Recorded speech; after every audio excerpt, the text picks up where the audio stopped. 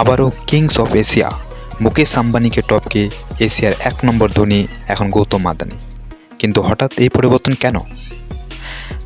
Latest Bloomberg বিলিয়নের index অনুযায়ী গৌতম আম্বানির মোট সম্পদ এখন 92.6 বিলিয়ন, প্রায় 92.6 বিলিয়ন ডলারের মতো হয়, যেখানে মুকেশ আম্বানি 90.8 বিলিয়ন নিয়ে এখন এশিয়ার দ্বিতীয় এবং বিশ্বের 20তম ধনী।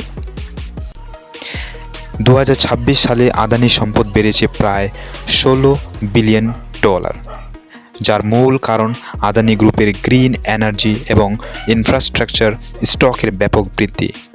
শুধু গতকালই তার সম্পদ একদিনে বেড়েছে প্রায় 3.56 বিলিয়ন। কেন আদানি পিছিয়ে পড়লেন তাহলে? তেলের দামের ওঠানামা এবং ভূ রাজস্ব নৈতিক সমস্যার কারণে রিলায়েন্সের ব্যবসায়িক প্রবৃদ্ধিতে কিছুটা ধীর গতি লক্ষ্য করা গেছে। চলতি বছরের আম্বানির সম্পদ কমেছে প্রায় 8 বিলিয়ন। তাহলে আদানি বনাম আম্বানি এই লড়াইকে আপনি কাকে সাপোর্ট করেছেন? কমেন্টে জানান।